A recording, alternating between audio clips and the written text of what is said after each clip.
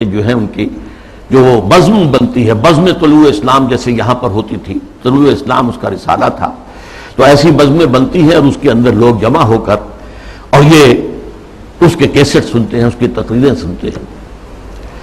یہ فتنہ کیا تھا، اس کو میں یہ چاہتا ہوں کہ give the devil his due، شیطان کو بھی جو اس کا حق ہے وہ دینا چاہیے۔ اس نے کبھی انکار نہیں کیا مطلقاً حدیث کا، بلکہ اس کا موقف اصل میں کیا وہ سمجھ لیجئے۔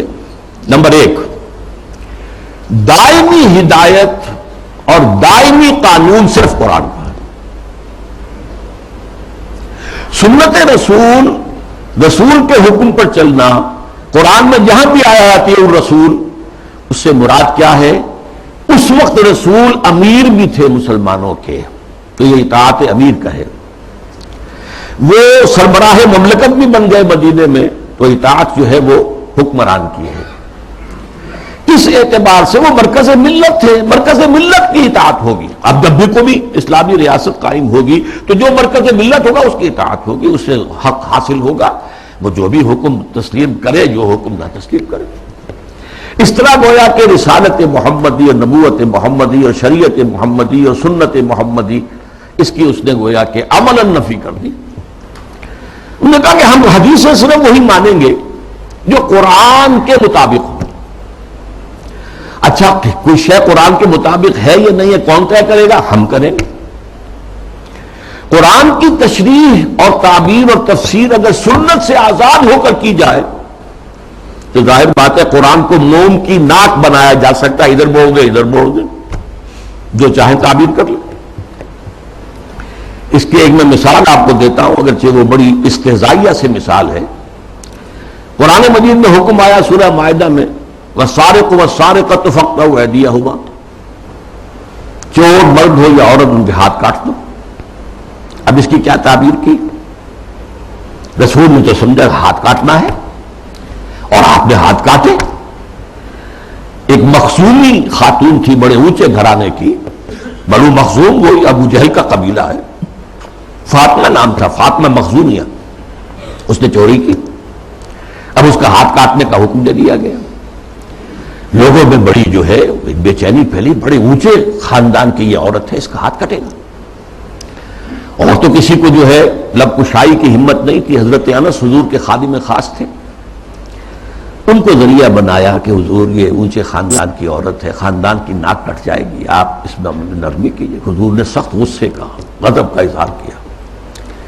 اے انس، تم سے پہلی جو امتیں برباد ہوئی اسی لیے ہوئی کہ جب اونچی قسم کے لوگ، اونچے لیول کے لوگ جرم کرتے تھے انہیں چھوڑ دیا جاتا تھا، اور عوام اور غریب لوگ جرم کرتے تھے تو انہیں سزا دی جاتی تھی۔ خدا کی قسم، اگر فاطمہ بنت محمد بھی چوری کرے گی، معاذ اللہ ثم معاذ اللہ ثم معاذ اللہ، رضی اللہ تعالی عنہا وصلی اللہ علیہ وسلم، تو اس کا بھی ہاتھ کاٹا جائے۔ اب اس کی تعبیر پرویز صاحب کیا کرتے ہیں؟ ان کا ہاتھ کاٹ دو مطلب ایسا معاشرہ، ایسا معاشی نظام بنا دو کہ چوری کی ضرورت ہی نہ رہے۔ جیسے محاورے میں کہتے ہیں نا، والدین کسی مسئلے میں اپنے بیٹے سے، بھائی تم نے تمہارے ہاتھ کاٹ دی، یعنی یہ کہ تم نے تو ایسا قدم اٹھا لیا کہ اب ہم کچھ کر ہی نہیں سکتے۔ یہ گویا کہ اس محاورے پر لے آیا، ان کے ہاتھ کاٹ دو یعنی ایسا ماحول پیدا کر دو، ایسا سوشلسٹ نظام برپا کر دو کہ جس میں ہر ایک شخص کی ضرورت پوری ہو رہی ہے تو کہا وہ چوری کرے گا۔ یہ ہاتھ کاٹ دو کا مفہوم ہے، یہ نہیں ہے، یہ تو مولویوں نے بنا لیا ہے، اور یہ غلط تصور ہے کہ ہاتھ کاٹے جائیں۔ حالانکہ ڈھٹائی کا یہ عالم ہے کہ اسی آیت میں آگے فرمایا گیا ہے، جزاء بما کسبا نکالا من اللہ، یہ در حقیقت ان کے کرتوت کا بدلہ ہے۔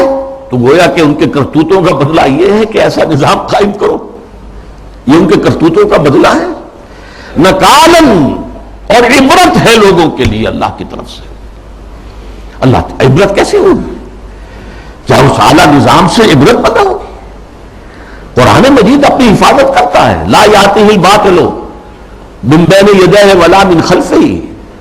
قرآن مجید کے اوپر کوئی باطل حملہ آور نہیں ہو سکتا، نہ سامنے سے نہ پیچھے سے۔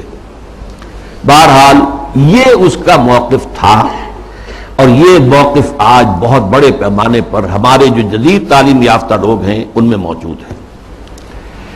ان کے ہاں بھی یہ پہلا موقع تھا کہ درس قرآن کے نام سے محفل ہوتی تھی، اور وہ مخلوط محفل ہوتی تھی، مرد بھی اور خواتین اور نوجوان لڑکیاں بھی، اور وہ بے پردگی کے ساتھ. اب جو صورتحال ہے، یہ فتنہ جو ہے بہت شد و بد اور بہت بڑے پیمانے پر اور بڑی پشت پناہی کے ساتھ مغرب کے زیر اثر، اور دجال جو اس وقت ہے، دجاجلہ میں سے ایک بہت بڑا دجال جو ہے امریکہ، اور شخصی طور پر بش، اس کی ریشہ دوانی اور اس کی پشت پناہی اور اس کی تائید اور اس کی مدد سے جو فتنہ اٹھ رہا ہے، اس کا ہدف کیا ہے؟ اسلامی تہذیب کی بیخکنی کرنا. اور اس کا حربہ کیا ہے؟ تفریق بین اللہ والرسل.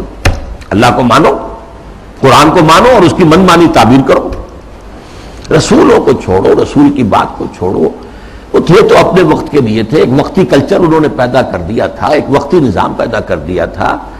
وہ لوگوں کی اس وقت کی ذہنی سطح کے مطابق تھا، اس وقت کے ماحول کے مطابق تھا. یہ کوئی مستقل اور دائمی شے نہیں ہے. حربہ یہ ہے. اس ضمن میں اب میں ذرا تھوڑا سا تاریخی پس منظر بیان کروں. دیکھیے اس وقت جو ہے شیطان لعین اور اس کے سب سے بڑے ایجنٹ کے ذریعے سے دجالیت جو مرحلہ وار آگے بڑھی ہے، اس موضوع پر میں تقریر اسی جگہ پر کر چکا ہوں 22 فروری 2004 کو، 2.25 سال پہلے، موجودہ عالمی حالات میں اسلام کا مستقبل کے عنوان سے. سب سے پہلی دجالیت جو آئی دنیا میں، وہ ریاست اور سیاست کے میدان میں آئی، سیکولرزم کے عنوان سے. مذہب کو، خدا کو، خدائی ہدایت کو، خدائی احکام کو، آسمانی ہدایت کو پرے کر دو ریاست سے. ریاست، قانون، یہ انسانوں کا بل کام ہے بنانا. ہیومن سوورنٹی، پاپولر سوورنٹی، عوام خود حاکم ہیں، وہ اپنے نمائندوں کے ذریعے سے جو چاہیں گے قانون بنائیں گے. رکھ دو، اللہ کو مسجد میں بند کرو اور خدا کو جو ہے جہاں چاہو بند کر دو. ہمارے ایوان حکومت میں نہیں آئے گا، ہمارے قانون ساز ادارے میں وہ نہیں آئے گا. حاکمیت اس کی نہیں ہے، حاکمیت عوام کی. یہ دجالیت کا یہ سب سے بڑا وار، سب سے پہلا چیز ہی سب سے اہم بھی ہوتی ہے. اور یہ گلوبل ہو چکی ہے پوری دنیا میں، پوری دنیا. واقعہ یہ ہے کہ اللہ کے خلاف، خدا کے خلاف اس سے بڑی بغاوت آج تک نہیں ہوئی. اس سے پہلے کیا ہوتا تھا؟ ایک بڑے خدا کو ماننے کے ساتھ چھوٹے چھوٹے خدا بھی مان لیے، بس شرک ہوتا تھا.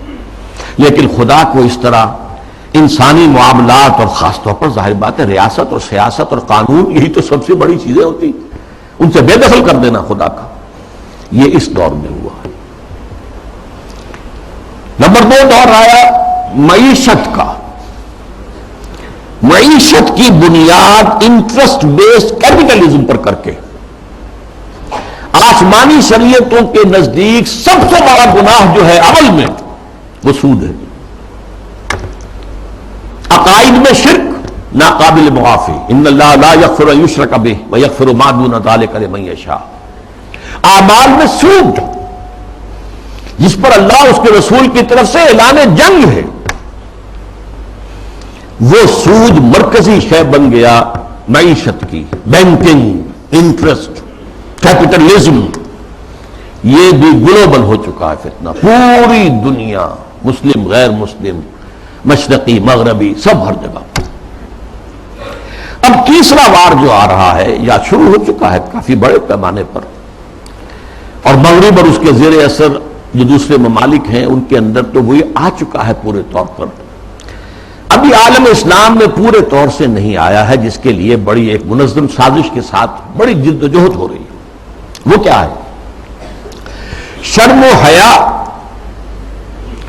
عفت و عصمت کے تصورات اور ستر و حجاب کے قوانین اور ضابطوں کے خلاف، اس سے آزاد تہذیب اور معاشرت. جیسا کہ میں نے عرض کیا یہ شرم و حیا، عصمت و عفت کے تصورات کے یہ بھی کوئی